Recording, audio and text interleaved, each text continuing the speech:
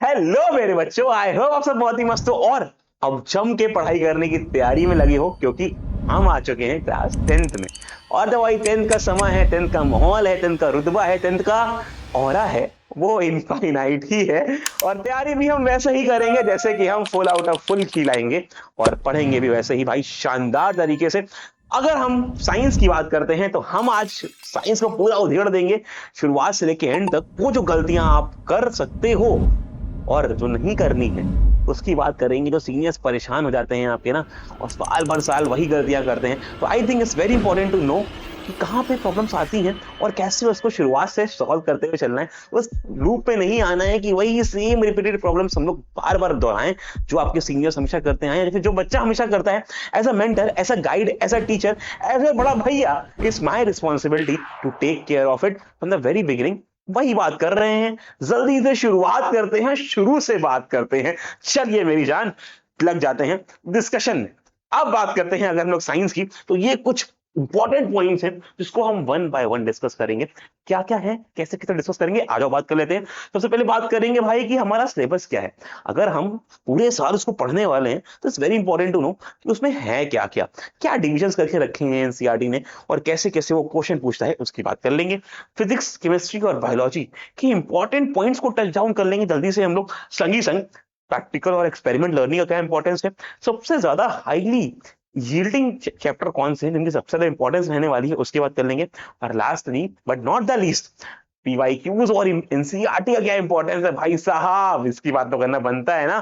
पूरे में पूरे रहने के लिए ये कैसे छोड़ सकते हैं हम लोग। बात करते हैं अगर सारे के सारे चैप्टर्स जो कि 80 मार्क्स के आने वाले हैं, आपको पता है 80 का आपके पास पेपर आएगा, 20 आप इंटरनल में ले ही आओगे। लड़ाई 80 के लिए करनी है, बाकी 100 तो बन ही जाएंगे। इस 80 का डिवीजन जो है ये है भैया हमारे पास, पहले chemical reactions, equations, metals non metals, acid base and salt और कार्बोनेट्स कंपाउंड को मिला के, जो कि 25 मार्क्स का आता है भाई साहब। वर्ड ऑफ लिविंग मतलब बायोलॉजी की बात करने जा रहे हैं हम लोग, 25 मार्क्स का यहां भी है, किसी से कम नहीं है। नेचुरल फिनोमेनाज में हमारे पास लाइट जैसे चैप्टर आ जाते हैं, ह्यूमन एंड कलरफुल वर्ड जैसे आ जाते हैं, जिसका 12 मार्क्स का वेटेज ऑल टुगेदर।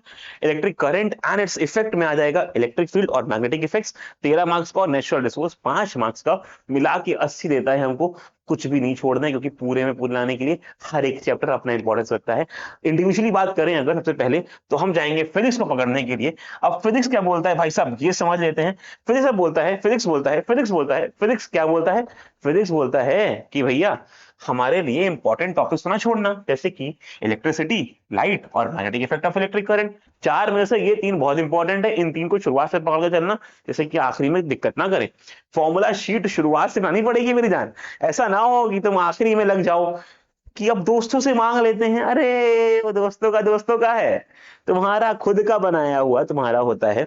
अगर तुमने खुद से प्रैक्टिस नहीं करी, फॉर्मूला शीट नहीं बनाई, रिवीजन शीट नहीं बनाई, नोट्स नहीं बनाए, तो क्या ही मतलब रहा पढ़ाई करने का।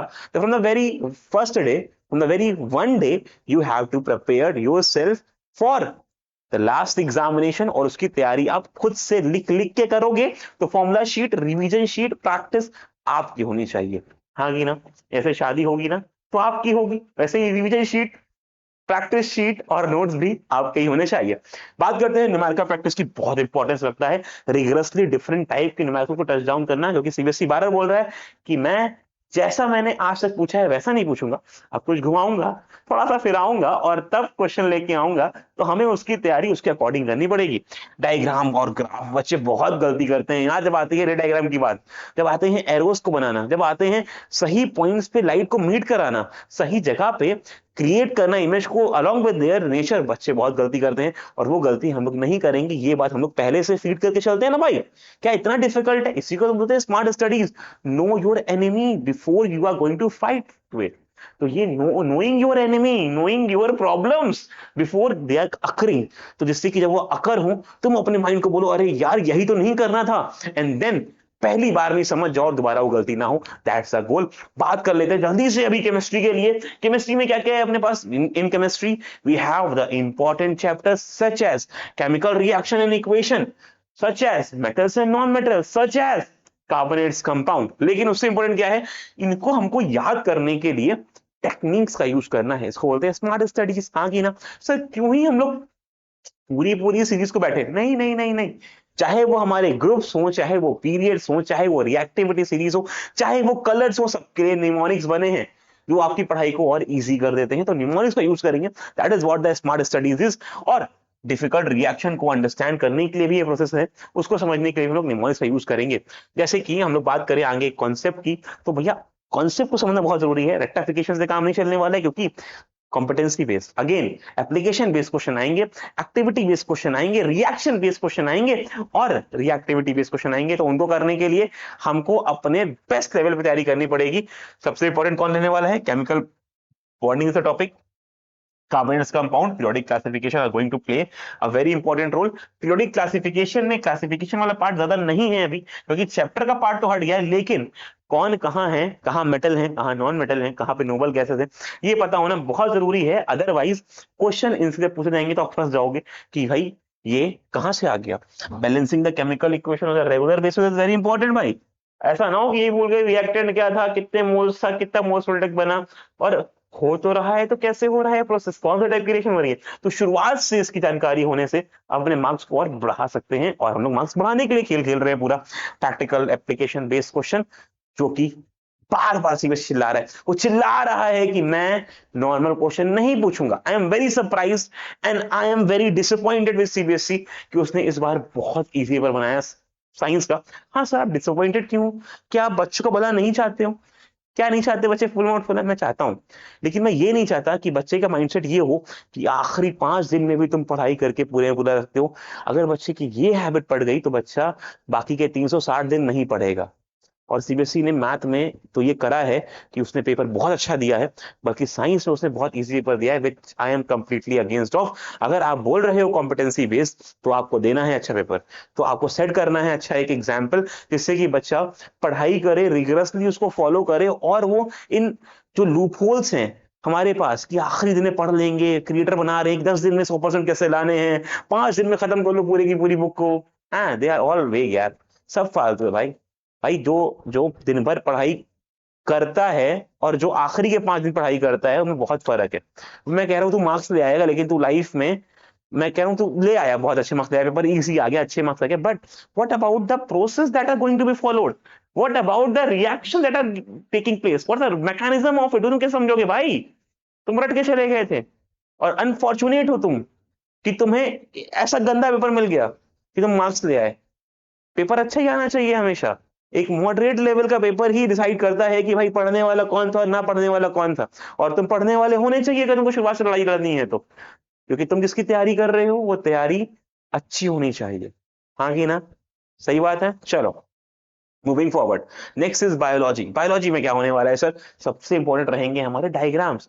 Y not? क्योंकि डायग्राम वजह से ज्यादा दिक्कत करते हैं। तो डायग्राम जो अप्रोच है हमारे पास, चाहे वो डाइजेस्टिव सिस्टम के लिए हो, हार्ट की हो, न्यूरॉन की हो, रिप्रोडक्टिव सिस्टम की हो, वो सारे डायग्राम की लेब लिंक, क्या पार्ट कहां पर है, कौन सा क्या प्रोसेस है, कहां से होके आता है ब्लड, कहां जाता है ब्लड, कहां पे ऑक्सीनेटेड होता है, कहां पे डिसोसिएटेड होता है, ये सब पता होना बहुत जरूरी है। क्योंकि अगर ये पता ही नहीं होगा तो लैग कर जाएंगे एप्लीकेशंस को समझने में, और उसके रियल एग्जांपल्स, लाइफ एग्जांपल को समझने के लिए। प्रोसेस ओरिएंटेड लर्निंग करेंगे भाई। लर्निंग के लिए रेक्टिफिकेशन नहीं, दोबारा से रेक्टिफिकेशन नहीं, अंडरस्टैंडिंग इंपॉर्टेंट है। अंडरस्टैंडिंग बना के चलेंगे हम लोग शुरुआत से ही। टेक्निकल टर्म्स मैटर करते हैं।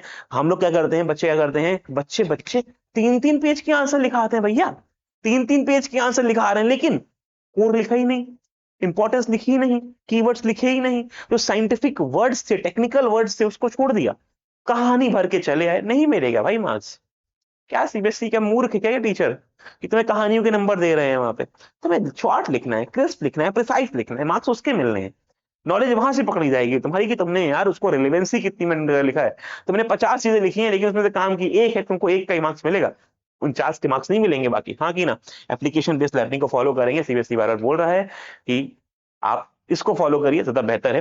बात करते हैं नेक्स्ट प्रैक्टिकल एक्सपेरिमेंट की, फिर हाई यील्ड, और लास्टली अपना solved and NCERT. Hardly 2 minute लगेगा। और lab experiments are very crucial. जो भी आपके एक्सपेरिमेंट्स हो क्लास में, आप उसको फॉलो करते हुए चलिए, किसी को भी छोड़ना नहीं है, किसी पे भी हमको लूज आउट नहीं करना है। हर एक numericals along with the examples and practicals are very crucial, चाहे वो अब इलेक्ट्रिसिटी से हो, लाइट से हो, केमिकल रिएक्शन इक्वेशन से हो, या फिर वो बायोलॉजी के हो। Every important practicals are listed in your lab books और वो मैनुअल्स को फॉलो करना आपका जरूरी है, दायित्व है और वो करना चाहिए। अदरवाइज चीजें फिर दोबारा से रट्टा हो जाएगी। अगर स्कूल नहीं करा रहा है तो आप प्लीज वीडियो को फॉलो करिए और वहां से देखिए। या हाई यील्डिंग चैप्टर कौन सा, सबसे मार्क्स कहां से आने वाले हैं हमारे, सबसे मार्क्स देगा आपको light, reflection and refraction, electricity, magnetic effect pattern. Note करते हुए चलो इन बातों को भाई, ये पूरे साल की समरी है, तो साल भर होने वाला है उसकी समरी दे रहा हूं तुमको मैं। ये वो क्रिस्प है जो तुमको एक साल बाद पता चलने से अच्छा है कि अभी पता हो, before starting your class 10th। Next is chemical equation reaction, acid base salt and carbonates compound, biology के लिए life process, control coordination, heredity, ये सबसे इंपॉर्टेंट चैप्टर रहने वाले हैं। और भैया आखिरी, लेकिन आखिरी है लेकिन कम इंपॉर्टेंट नहीं है भाई, ये एनसीईआरटी का प्रैक्टिस करना बहुत इंपॉर्टेंट है संग में पास्ट 10 ईयर क्वेश्चंस को। और एक और बात भाई, कॉम्पिटेंसी बेस्ड क्वेश्चंस को ना भूलना, क्योंकि बार बार यही आग लगी पड़ी है कि पेपर में डिफिकल्टी लेवल बनाने वाला कौन है, वो है कॉम्पिटेंसी। जितना आप इसको प्रैक्टिस करते हुए चलोगे, चाहे वो केस स्टडी बेस्ड क्वेश्चन हो, चाहे वो असर्शन रीजन हो, चाहे वो रियल लाइफ एग्जांपल्स हो, जितना आप इनको रिगरसली फॉलो करोगे उतने आपके लर्निंग तो इंक्रीज होगी होगी, क्यूरियोसिटी इंक्रीज होगी होगी, अप्रोच इंक्रीज होगी होगी, और मार्क्स तो फिर उसका एक प्रोडक्ट है, वो भी इंक्रीज होते हुए दिख रहा होगा। मेरी जान इतनी ही बात थी जो मुझे आपसे करनी थी। इनको फॉलो करो, इनको पेन डाउन करो, इनको वहां बैठा लो कि साल भर हमको इसी दायरे में रह के इसी के संग एकदम तपस्या करनी है और 10th में लेके आने हैं बहुत शानदार मार्क्स। ये बहुत ज्यादा पढ़ने को नहीं बोल रहा हूँ, लिमिटेड टाइम में भी ये कर सकते हो आप। मैं नहीं कह रहा हूँ 6 घंटा पढ़, 8 घंटा पढ़, 10 घंटा पढ़, भाई 2-3 घंटे से काम हो सकता है डेली के यार। लेकिन कंसिस्टेंसी, परसिवियरेंस और लगातार दम लगा के मेहनत करना, बस वो आना चाहिए। लर्निंग तो बढ़ेगी बढ़ेगी, मार्क्स भी बढ़ जाएंगे। मिलते हैं नेक्स्ट वीडियो में, अभी के लिए इतना ही। अगला वीडियो क्या चाहिए, या फिर इसमें कुछ और आपको लग रहा हो कि चीजों को बॉइल डाउन करना है और अंदर जाना है, पर्टिकुलर चैप्टर्स में जाना है, तो भाई वो सीरीज आगे आ रही होंगी। कीप द अपडेट्स कमिंग, और उसके लिए सब्सक्राइब करने की इंपॉर्टेंस रखते हैं ना हम लोग, और बेल आइकन, और दोस्तों के संग अगर शेयर भी हो जाए तो क्या ही बात है। मिलेंगे नेक्स्ट वीडियो में, bye bye, see you all.